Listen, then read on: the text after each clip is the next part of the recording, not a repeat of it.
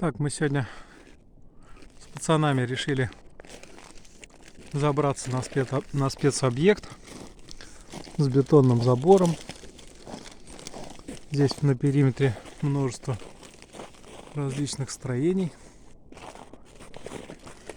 В каждом из них, конечно, забираться сегодня не будем.